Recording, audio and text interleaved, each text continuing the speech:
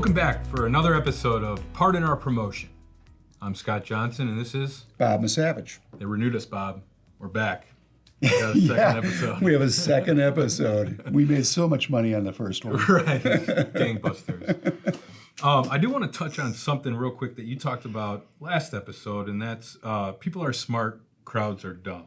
What do you mean by that? Well, as an entertainer, when I used to do the Blues Brothers, you could tell a crowd to do something, but if you didn't tell them exactly what to do, they wouldn't. I need you guys to all stand up and all raise your hands up in the air.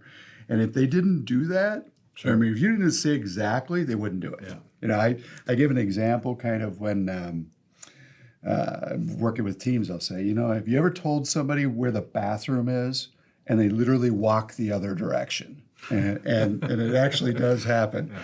So if we're not totally telling a crowd what to do or informing them about a promotion or a hot dog special in concessions, right over their head. Yeah, it's kind of like the stand up and clap, the crowd prompt, you know, just get on your feet, you know, simple things. Right. And they follow instruction like sheep.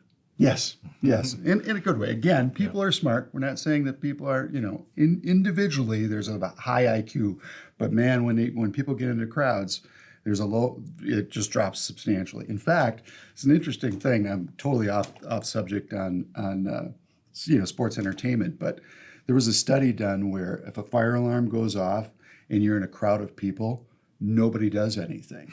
They literally look at each other and nobody's getting excited, so they all just stand there.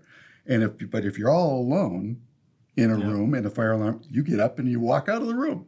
And that's an interesting, It's amazing. Yeah, it is. Yeah, the psychology of a crowd is pretty interesting, and that's really what you're doing, and what we're doing here is, you know, we're scripting things, we're putting in promotions to play on the psychology of the crowd a little bit, and you know, like you said last episode, in a good way, we're manipulating the crowd a little bit, getting them to do what we want. Correct.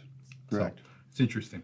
One of the things I want to go through today is you have what you called Bob's brain droppings, list of things that you kind of developed over the years and over your years in sports and entertainment. So periodically, I think we're going to just visit these throughout our podcast and talk about them a little bit. So today, we're going to talk about standing back for a clear view.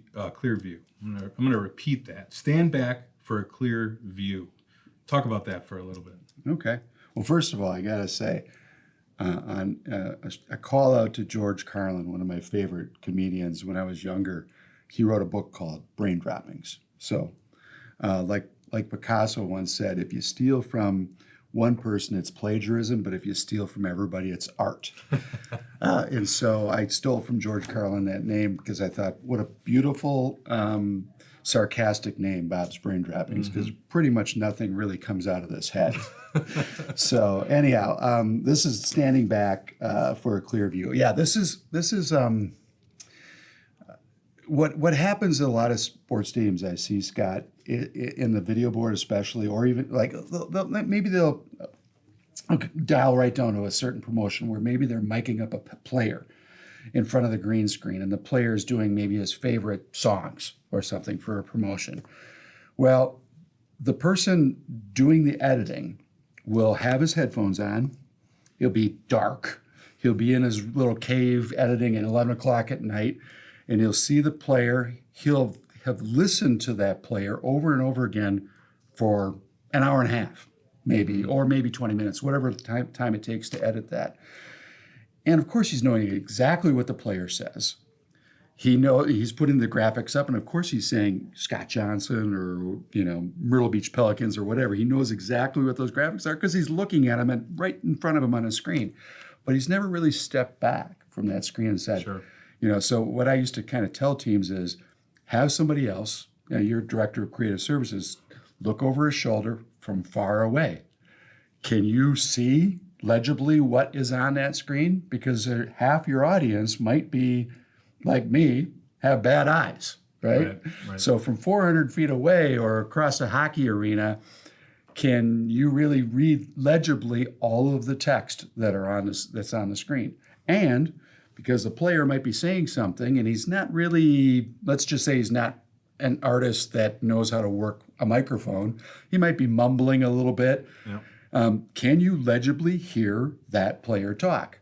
A lot of times the music bed is so loud that you can't actually get what the person's saying. So that's kind of that whole step back. Let's listen from far away. Let's look from far away as if we're almost blind and deaf. Do you ever do that thing when you're driving in your car and you got to do something serious, so you turn the music down so you can see better?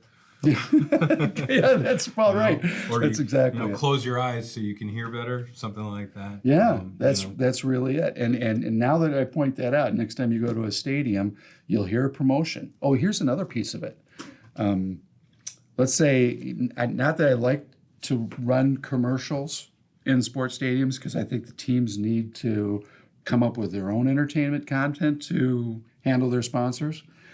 But they'll maybe take something that was produced for the small screen, your living room screen. And it's a commercial for a bank or whatever, and it's got a bunch of text on it that's really tiny. And it's, again, the audio might work really well in a surround sound in your living room when you don't have a lot of other stuff going on. And then they run that same commercial in the stadium.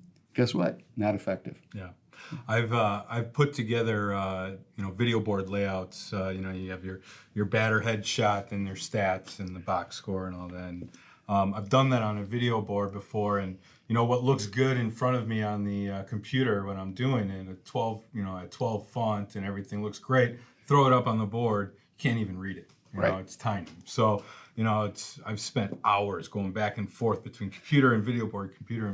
So I see your point here. Yeah, it's extremely important to stand back and get a clear view. Yeah, there's idiosyncrasies, like font sizes and serifs. Are you supposed to use serifs on a video board?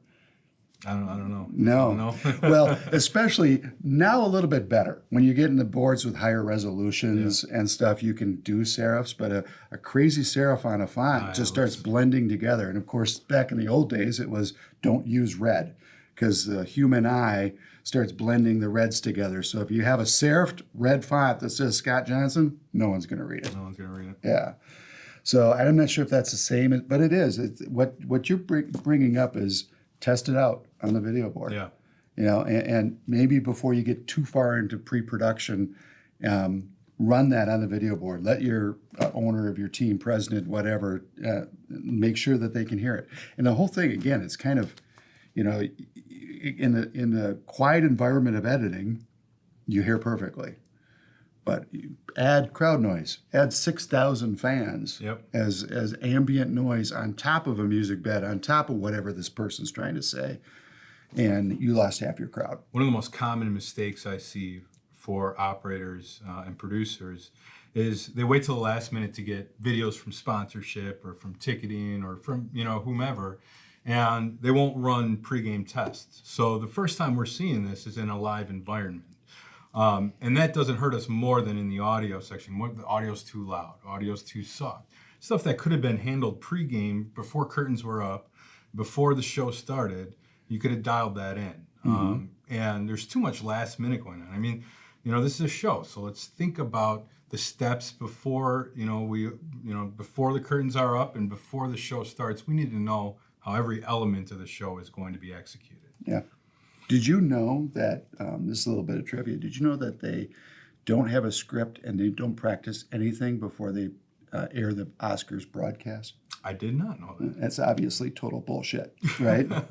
They practice all the marks. Was that this year's Oscars? The hand slap? Yeah. That probably wasn't practice. So, but you bring up that point when you said things coming in last minute. There should be a cutoff time. Mm-hmm. Any graphic that gets loaded, any new element that gets put into any type of sports production, there should be a cutoff time, whether it's 1 hour, 2 hours, 3 hours, noon on a day on a 7 o'clock game is even better, because then it's all in there. It's been tested, and then it'll run right. But did it happen to you this year that maybe something was loaded even after gates opened? Oh, yeah. Yes. Yeah. How'd that work for you? Not good. Not good. Not good at all. It's embarrassing, and it almost never works out well. It embarrasses the team. Yeah. Yeah, and it embarrasses their brand. And these are just little tiny steps that they can take to make sure that message goes across flawlessly, right? So, yeah. Well, one thing that we're going to be doing over the course of this podcast is asking for your comments and your questions, so that either myself or the Blues Brother himself here can address them. Our goal is to make your show better through any means necessary. So we appreciate you tuning in. Until next time, see you guys later.